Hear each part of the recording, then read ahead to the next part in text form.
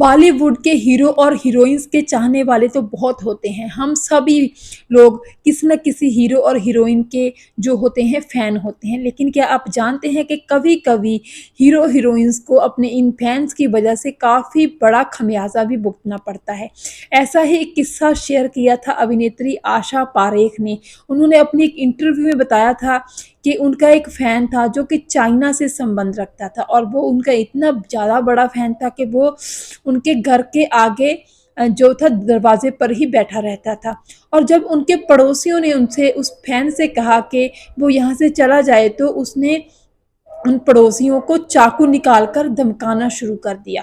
दरअसल उस फ़ैन का कहना था कि वो चाइना से चलकर यहाँ तक पहुँचा है और वो आशा पारेख से शादी करना चाहता है। और इस बात को लेकर आशा पारेख भी काफ़ी डर गई थी। वो अपने घर में बहुत डरी-डरी रहती थी। जब शूटिंग के बाद वो घर पर आती थी तो उनको बहुत डर लगता था कि पता नहीं किस वक़्त क्या हो जाए।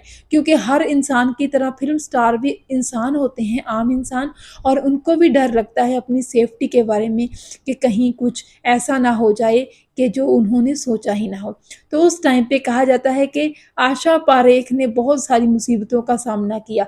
जब वो घर में आती थी या घर से जाती थी, तो उनका वो फ़ैन उनके आने-जाने पर जब उनको पता लगता था उस फ़ैन को कि आशा पारेख जी अब घर में आ गई हैं या जा रही हैं, तो उन्होंने खुद ही बताया आशा पारेख जी ने कि वो फ़ैन जो था घर का गेट जो था ज़ोर-ज़ोर से बजाने लगता था। तो उस टाइम पे उनको बहुत डर लगता था, वो एकदम से काँप जाती थी, ऐसा जो था वो फ़ैन जो हरकत करता था उसको देखकर।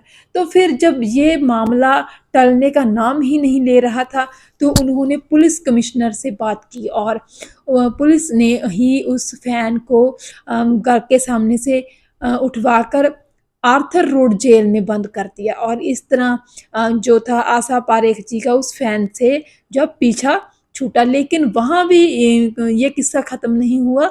उस फ़ैन ने आर्थर रोड जेल से ही आशा पारेख जी को खत लिखने शुरू कर दिए और वो खत में यही इच्छा ज़ाहिर करता कि वो आशा पारेख से मिलना चाहता है और वो उनसे शादी भी करना चाहता है। और वो ये भी कहता था आशा पारेख जी से कि प्लीज़ मेरी बेल करवा दीजिए। तो ये एक किस्सा था अपने फैन्स के संबंध में जो आशा पारेख ने अपनी एक इंटरव्यू में बयान किया था।